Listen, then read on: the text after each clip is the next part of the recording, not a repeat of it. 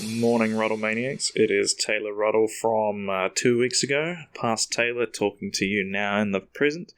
Hope you're having a lovely Monday morning wherever you are.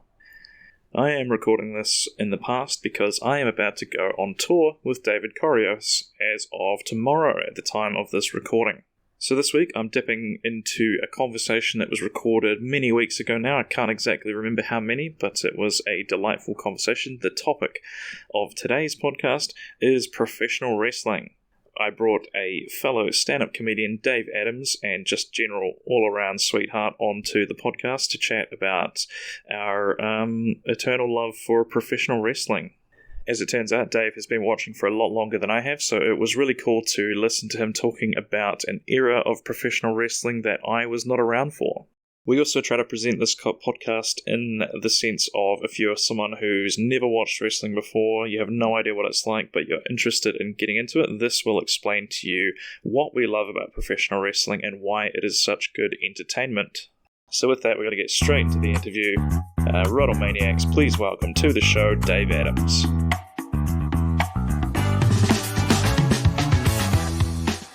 Hello, Dave. Welcome to the podcast. Hey, how's it going? Thanks for having me. No, very, very happy to have you. I feel like we've had a few sort of like in-passing chats about pro wrestling, but we've never really gotten into it before. So this seemed like a good way to monetize that conversation by doing a podcast. So to the listeners today, Definitely. This is going to be a podcast about professional wrestling and maybe why you should give it a chance if you're kind of on the fence about it or you don't understand it. So we'll get into a little bit of maybe our history of how we came to enjoy it. So what was your wrestling origin story? How long have you been watching for? I have actually been watching since I was about a teenager, really. So been watching for a good, how many years is that? Almost 20 years, essentially. Wow. And maybe even 30. It's I've always loved it. It's been something that I saw my brothers used to watch some like WWE back in the day, and then I kind of came of age, and my parents were like, "Nah, I don't want to watch that."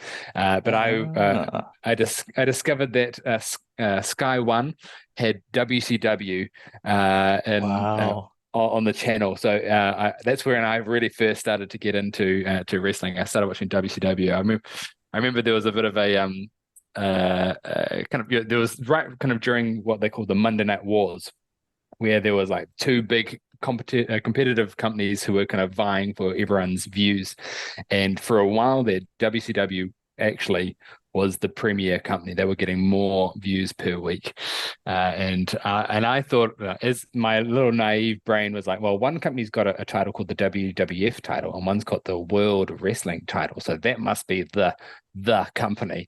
Yeah. And so it was right about the time of Goldberg and Sting, all of those guys. I loved it. Yeah, so I've been watching for a long time. Wow, you really have. So like I only have vague memories of that kind of time period because that was in the 90s, wasn't it?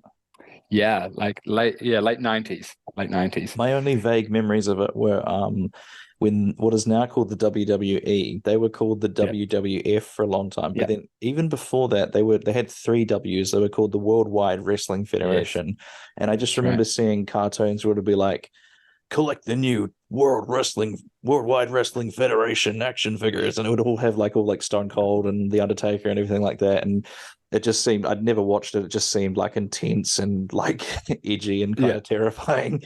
How that. So then you were a WCW guy at the time. Who were your favorites when you started watching?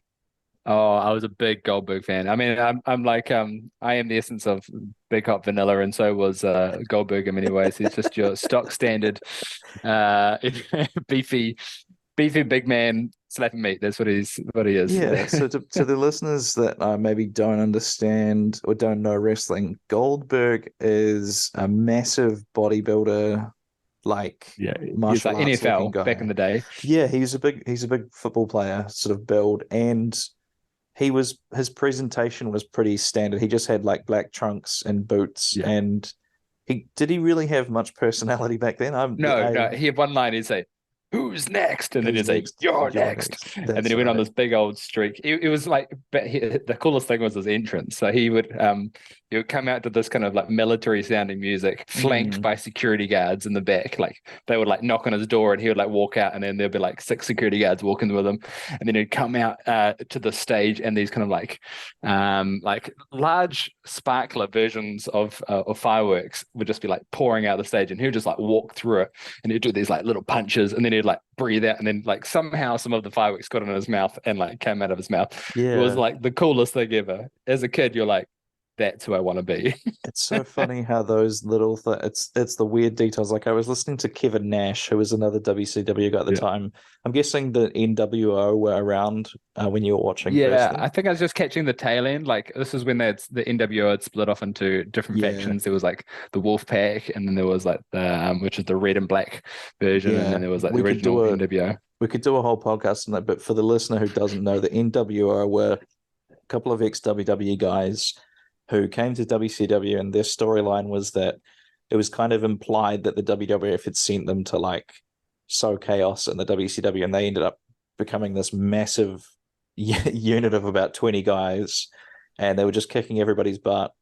Yeah. And like Dave said just before, they did end up sort of imploding, and they split into two. And yeah, like you said, the wind down was not as impressive No. as the initial Yeah. days. But Yeah. But they really pushed the storyline to make you believe that it was real. You know, yeah, like and they were they became this large gang almost within the organization, and they yeah would take over the this announcers, and they would like they be spray firing painted people. they spray painted the belt as well, didn't they? That was their big Yeah. calling card, and they would have like aluminum baseball bats. And Yeah. I remember a big thing of their presentation was they would show like they would be beating people up in the parking lot, and I think stuff that had never been shown before in Yeah, wrestling. and this Where all was this also like, sorry, mate. This is no, no, go for also it. the one time that Hulk Hogan was a bad guy. That's right. Like everyone knew The Hulk Hulkster. Hogan, but he turned into this guy called Hollywood Hulk Hogan. Hollywood He Hulk dyed Hogan. his beard black, and he had these kind of it was this whole black and white attire, and he was actually a bad guy because this whole time he was like, you know, Cheerios like good guy. I don't Yeah. know, like What do you say? positive cereal. Train, take your vitamins and say your Yeah, prayers. yeah, All the that kind of guy. Hulkamaniacs, and yeah, And suddenly this guy was a bad guy. he went bad. Yeah, but anyway, the reason we got onto the NWO was because of Goldberg. And this is one of those things. It's like history. It's like you start tugging on a thread, and that leads you to a whole nother thing. But Kevin Nash, he was a member of the NWO, and he was telling me this is related to Goldberg. He wasn't telling me. Jesus, I was listening to a How's podcast. this? Yeah. Yeah, Sorry. I call him Kev. You know, we're on first name terms. This is He was incredible. Let's take this story to the next level. yeah, he was. I should have just left that in. We'll get it in post. He was telling on a podcast that he didn't. It didn't matter what moves he did, or like having the best matches and stuff. He's like, the most of the time people will come up to him and they'll be like, I liked when you had tassels on the side of your pants. I thought that was a good look for you. And like, I thought the long hair was I thought you looked really good with the long hair when I was a kid. And like, it's just that same thing of you can never predict what kids are going to latch onto. And like for you, it was the entrance of Goldberg, and this like Yes, I can tell you can still see it in your mind's eye I when you're can. describing every second of his entrance. So yeah, you were a Goldberg fan. Were there any others that you liked from that company? Oh, yeah, I like probably Sting as well. I really like Thing was Sting. He great, was yeah. he was pretty wicked. You know, Um, any listeners out there, Sting is actually still wrestling today, well into his he is 60s, isn't he? Yeah, 56. I think he must be 60s. Yeah, but I'm he pretty looks sure he really is, good. yeah. One of the reasons he's been able to stick around is he wears face paint, so you can't tell how many wrinkles are underneath. Yeah, exactly. And his gimmick was just a quick one for the listeners. Sting was like a surfer California dude, and he used to paint his face with all these bright colors. And then when the NWO came in, I'm just going to clear my throat. When the NWO came in and everyone was getting beaten up, Sting went really dark, and he was inspired by the Crow, and he changed his face paint to just he was basically doing Yeah, the Crow's face paint, and yeah. he never spoke, right?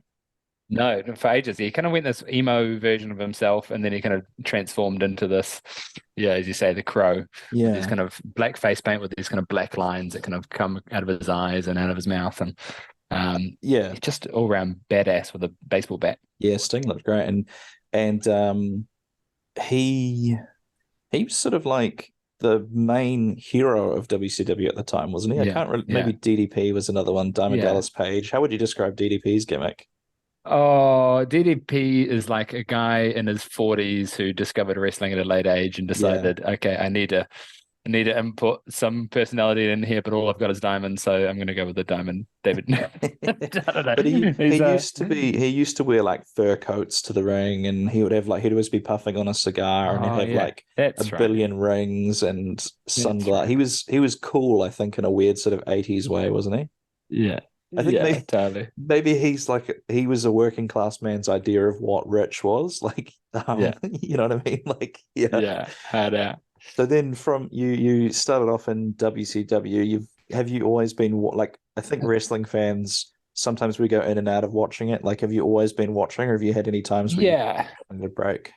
when I could. So, I mean, obviously, when I first started watching WCW, I was just also based on the fact that we just happened to have like Saturn back at the time, which is like the version of Sky, Yeah. and it was on like one of the channels on one of the nights. But you know, then you move fast forward to the early 2000s, and then we didn't have a way to watch it as much, and so I would watch kind of like highlights on. You know, go into the website and see what happened, and see little kind of clips here and there. And then as time's gone on and I've got more of my own money, I've been able to actually make sure I've got ways to watch shows. But there's the problem is, Taylor, is that there's just so much wrestling out there. There's a lot of Yeah. people know about WWE, but there are so many production companies out there, and each one of them, like if you take Yeah. WWE alone, they've got like 3 shows a week at least, like their main ones. Each of those is like 2 to 3 hours. So if you add them all together, it's like 7 hours of watching a week you could do with one company alone. And So you kind of this is something I don't think maybe the average person understands out there is like wrestling is not necessarily mainstream anymore, but like there's it's still booming. Like yeah, I don't let's if we say the Attitude Era was kind of the golden age of wrestling, yeah, I'm assuming just because of the amount of money that was being made by the yeah, companies, but like we're in this like I don't know like a platinum age of it right now where there are so many companies that are doing well enough that they're not like going bankrupt and wrestlers can make a living. And it's like you said, you could watch 7 hours just watching WWE alone.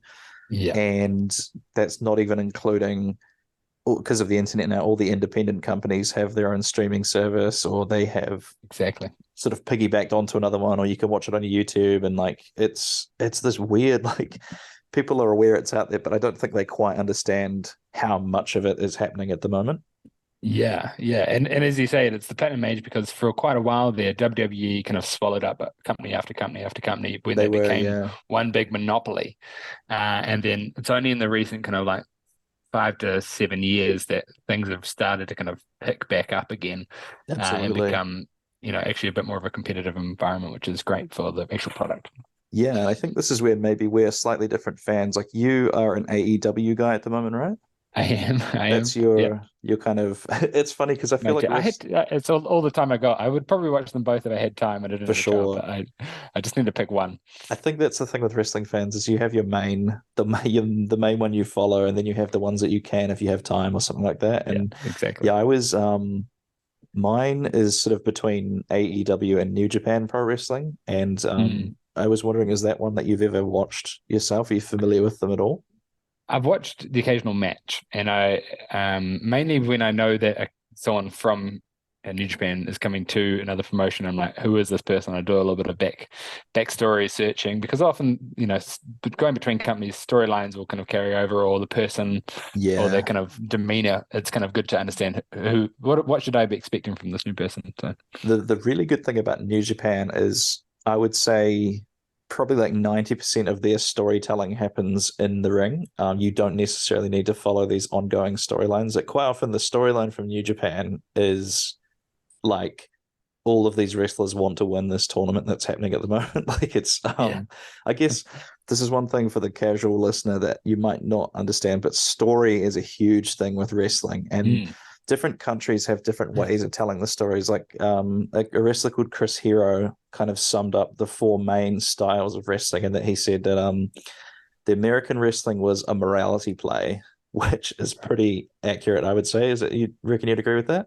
Yeah, yeah, Because it's very much good guys versus bad guys, and there are not a lot of shades of grey characters in American wrestling at the moment. I think it's pretty clear cut. There might be a few that are in between, but for the most part, it's like goodie versus baddie, right? Yeah. Or in wrestling terms, babyface, good guy versus heel, bad That's guy. right. Yeah. And then the Mexican one, he described as something like a combination of pageantry and acrobatics or something like that. Yeah. Like I don't really watch any Mexican wrestling, but I have seen these videos by like Botchamania where they're all the things that happened at these triple, like is the two, what are the 2 big companies in AAA. Mexico? AAA and then CMLL, is that the 2?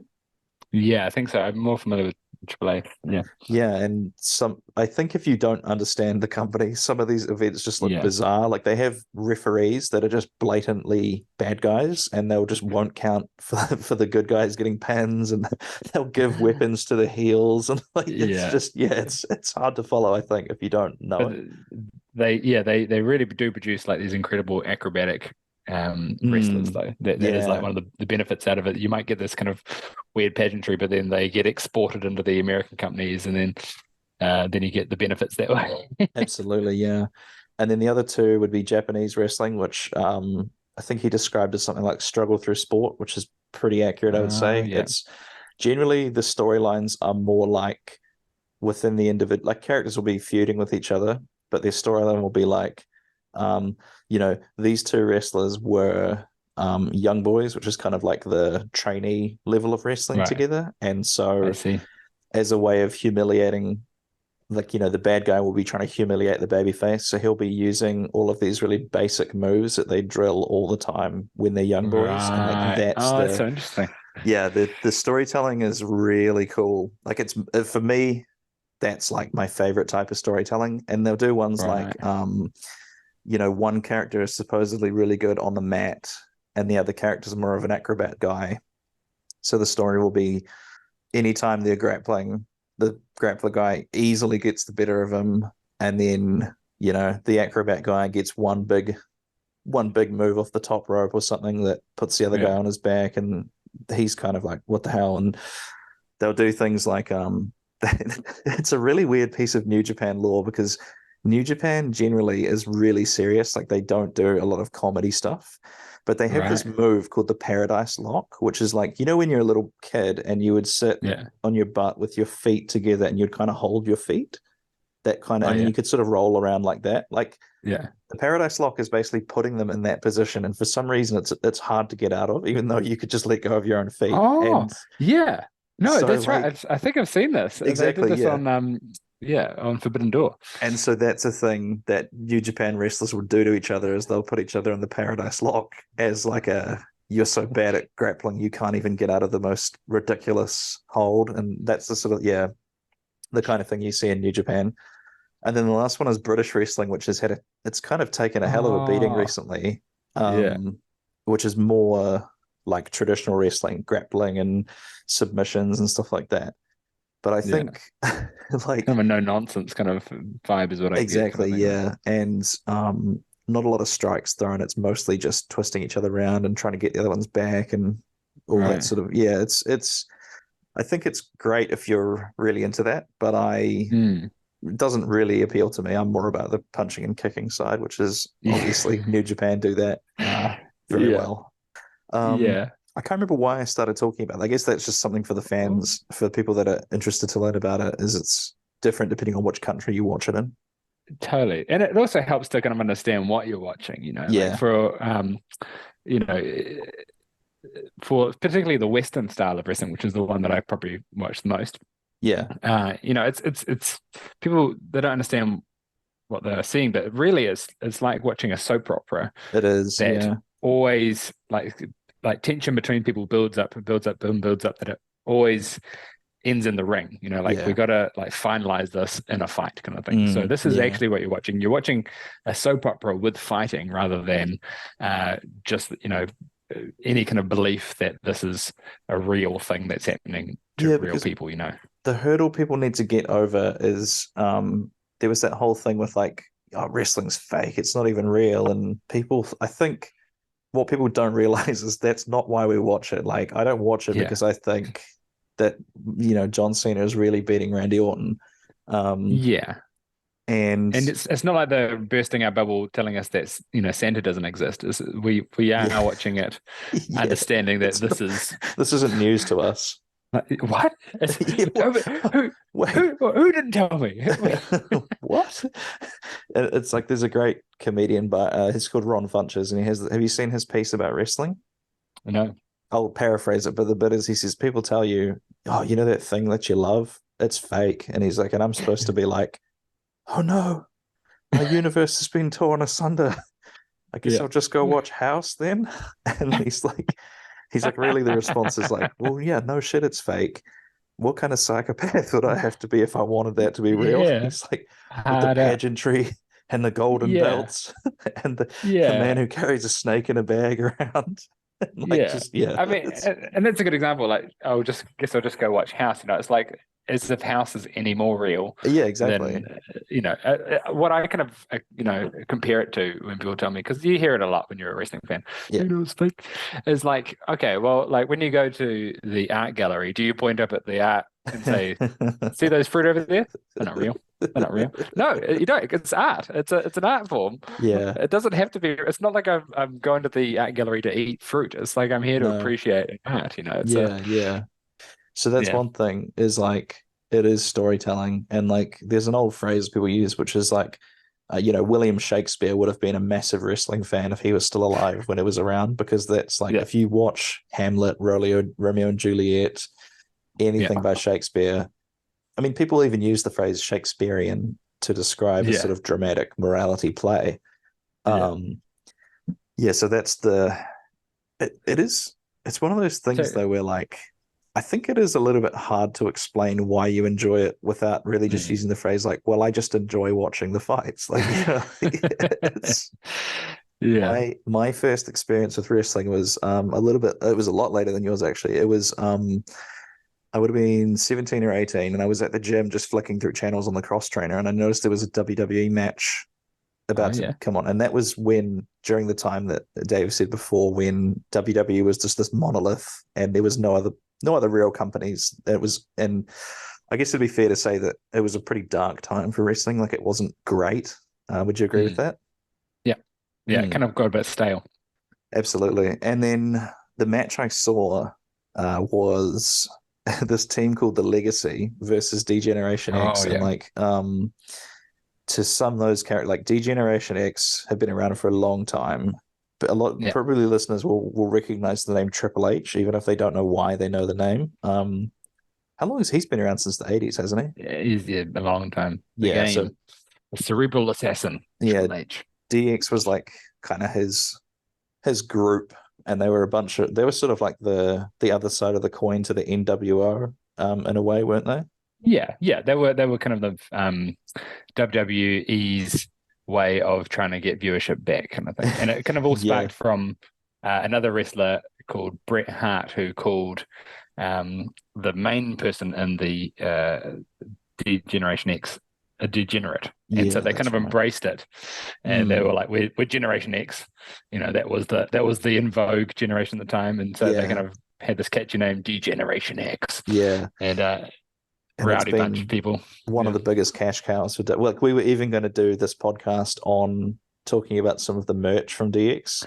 That was the initial plan, I think. But can I say, I'm actually really glad we didn't do Generation X, because at the time I was watching WCW, so I missed a lot of it. True. And so I was like, oh my gosh, I'm going to be exposed as a fraud. And I was like doing all this like back study into Degeneration. How did it get formed? What is it? How do I know? It's like, I don't want to be exposed. So well, that works out all right then. And then the other team was Legacy, and they were like these they were the sons of like fame. Like people would probably Mm. recognize the name, the $1 Million Man, Ted DiBiase. From Yeah. he was almost mainstream. I think his son, and then Dusty Rhodes, his son Cody Rhodes, who like to this day is still my favorite wrestler. And I've sort of like weirdly been watching him the entire time I've been watching wrestling because he was in the first match that I like properly sat down and watched.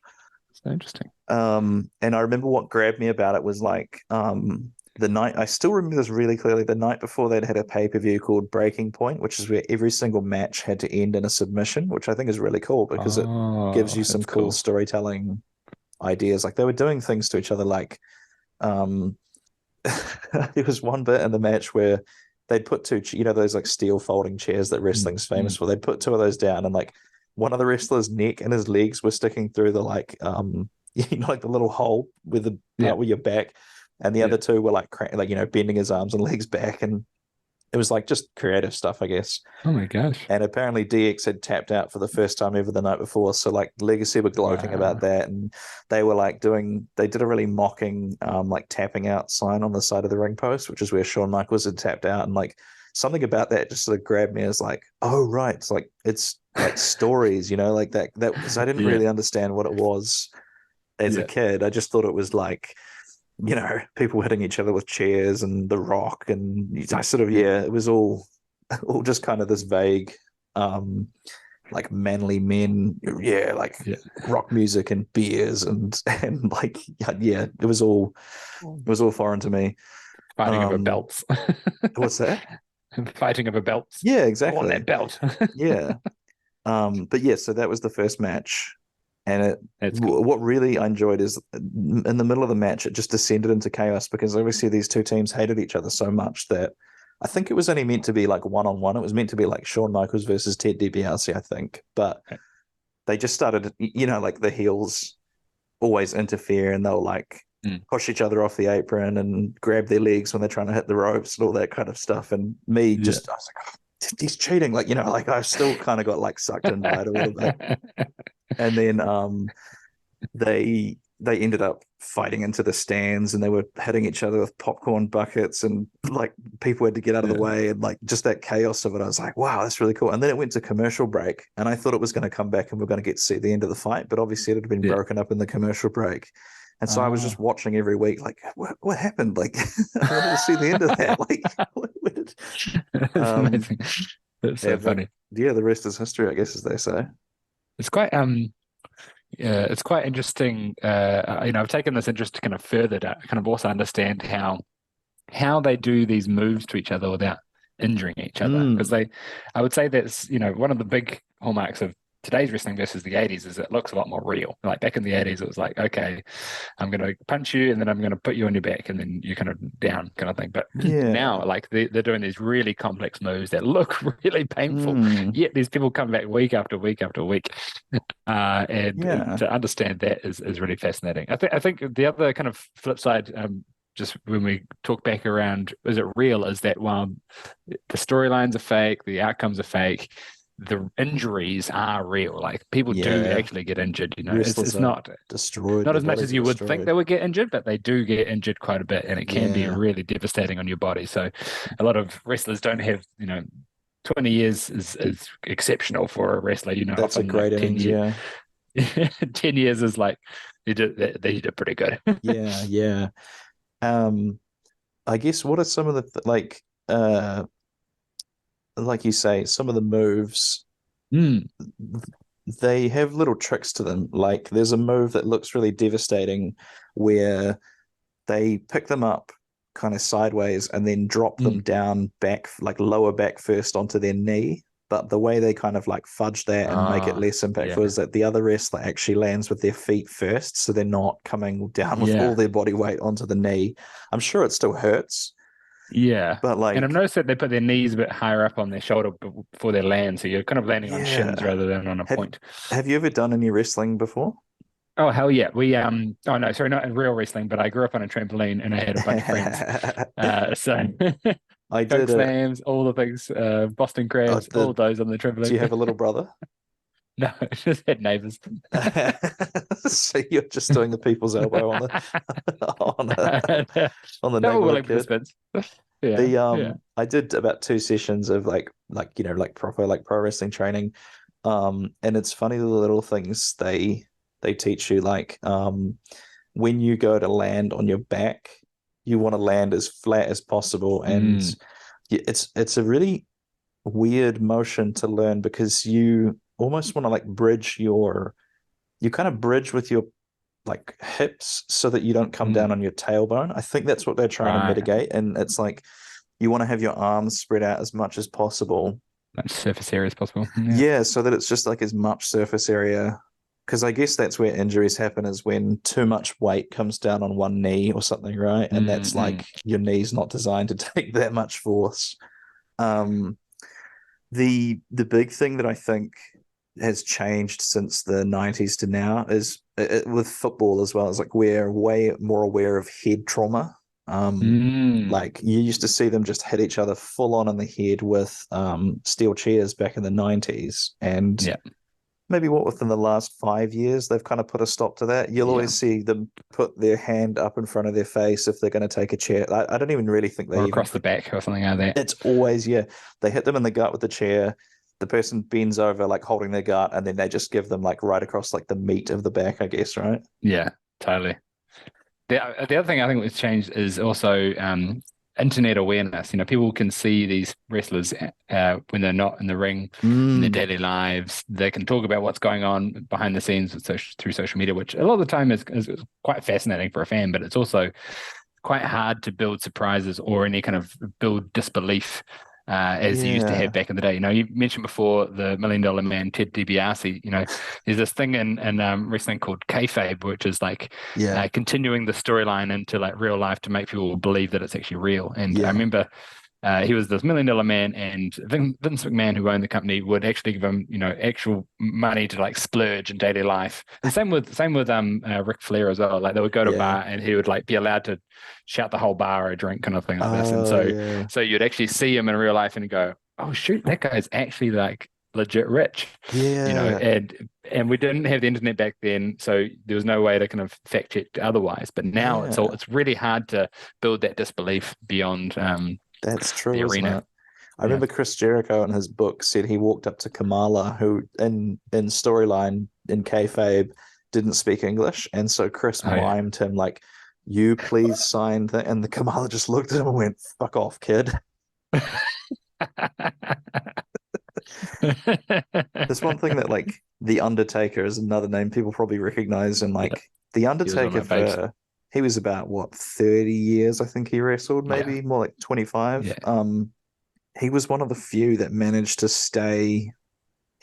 keep like kind of in character. He never did interviews or anything like that. He never. There was a brief portion of time where he went into like a normal everyday character called and he came out to Lincoln. Wasn't not Lincoln? It was Limp Bizkit. Limp Bizkit. Who became the American badass, rode motorcycles, and then his brother. Now this is the storyline. His brother buried him alive, and then he became dead again alive. So that was a big thing. Was buried alive matches in WWE, wasn't it? And but yeah, so you're right. He is one of the few who've kept that kayfabe alive. But when he was normal, when he was the biker taker, I think they call him, right? Did he do interviews in that time? Yeah, he was like a normal kind of just an American. He had like you discovered at that point that he'd been coloring his hair black for many years. He was actually a ginger, and he'd wear these bandanas and talk. He would be like a normal person, but everyone kind of like no one liked that version as much, so everyone kind of wanted him to go back. And so it's funny, hey, The Undertaker's. This is one thing I really like about gimmicks across companies is like, or just characters is like.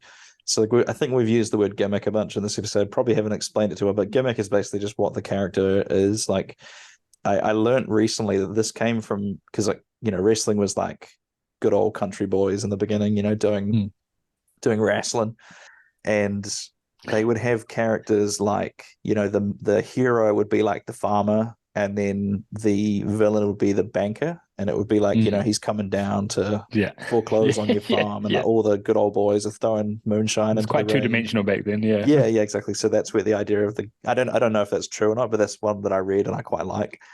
Yeah, and there's like an IRS guy. I remember him.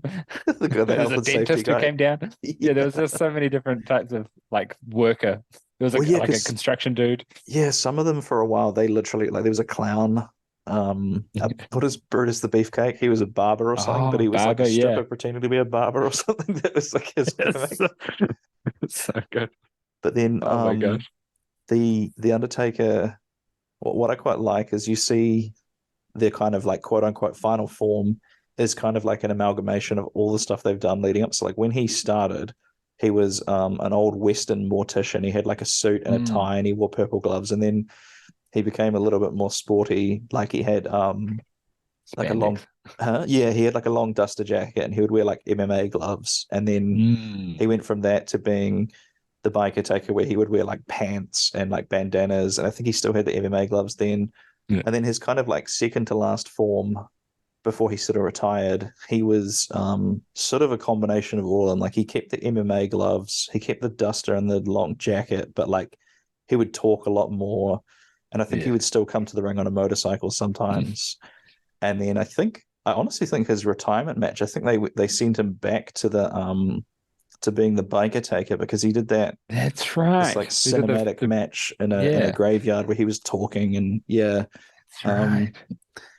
But I just think that's cool because with wrestling is like you can tell these stories over like 20, 30 years of these characters. And I think that's one reason it's so fascinating is because like what television show apart from like Supernatural and NCIS goes for 20 years, right? Yeah. Yeah. And then has like children of who then take over the reins. It's multi-generational. Yeah, Incredible. It's crazy. I see we've got 2 minutes left, so let's wrap that up there. But this has been a riveting discussion, Dave. I appreciate it. Maybe we'll bring you back and we can do like a deep dive on something else. But yeah, I appreciate your time joining us.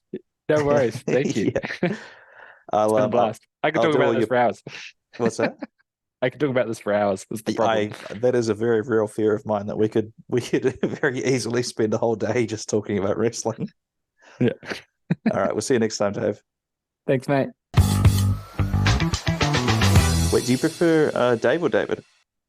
Dave. Definitely Dave. Okay. Yeah. Davey Dizzle. I could tell you this. Actually, that has a wrestling story as to how I got to that name. You tell me now, and I'll chuck it in after the interview, maybe. Oh yeah.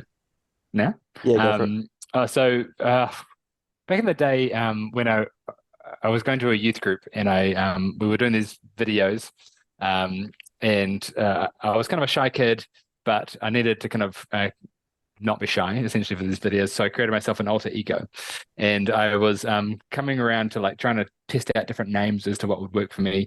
Like, could I be Pugsley, like Pugsley Adams, or could it be something else? And then one day I was watching 80s wrestling, and there was this guy, and there was this hideous like pinstripe jumpsuit called Davy Diamond. And I was like, oh my gosh, that is like so hideous. It's almost hideous enough to be cool. And so I started going by Davy Diamond, which got shortened to Davy D for many years. Many people called me Davy D. And then one of my friends started calling me Davy Dizzle, and I just always thought it was the coolest thing. That's a great. I love Diamond in nicknames like Diamond Dallas Page, Dustin the Diamond Poirier from the UFC. Yeah, that's great. And we are back. That was a delightful little conversation. I had heaps of fun chatting to Dave, one of my favourite people in the comedy scene in Christchurch. Dave is just a fantastic guy to have around. If you want to check out what Dave's up to in his comedy adventures, you can go onto Facebook, where you can find him at facebook.com/DaveAdamsNZComedy. I suppose to avoid any Dave Adams related mix-ups. Dave and his wife also run a sort of marketing website building company called Winning, which you can check out. I think it's Winning Communications, excuse me. So if you're in need of a website for whatever fantastic projects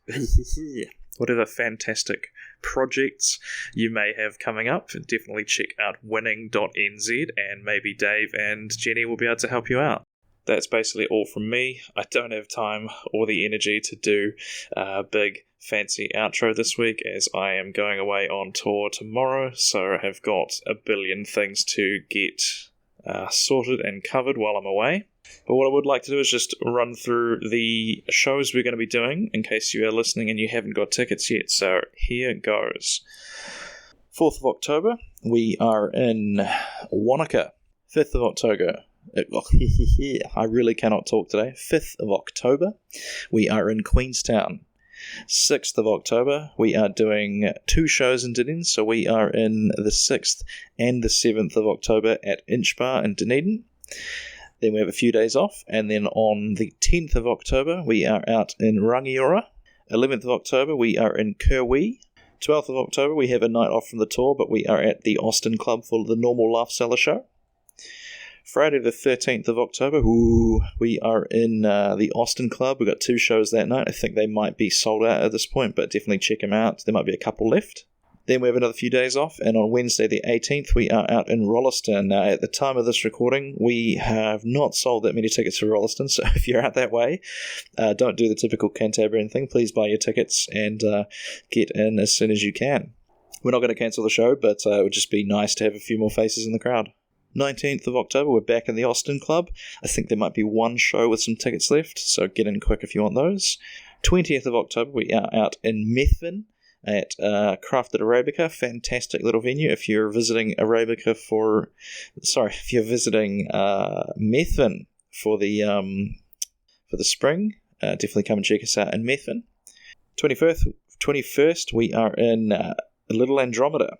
That is a fantastic little place, little theatre, a proper theatre, which for me is very much a step up, and that is on the terrace in Christchurch. There's still plenty of tickets left for that, so that might be your best option if you've missed out on any in the Christchurch run. Then we have a few days off. I'm hosting a couple of quizzes, and on the 26th, we are going back to Sprig and Fern Merivale. At this point, I think we are about 75% sold out, so there might be some tickets left by the time you hear this, but if not, potentially sold out. And then on the final leg of the tour, we are going up to Marlborough. I can never pronounce that. Marlborough. As if I wasn't struggling to speak as it is. So on the 27th, we are at the Imaginarium in Motueka. Heaps of tickets left for that. I have been advised that Motuekans leave it very late till booking.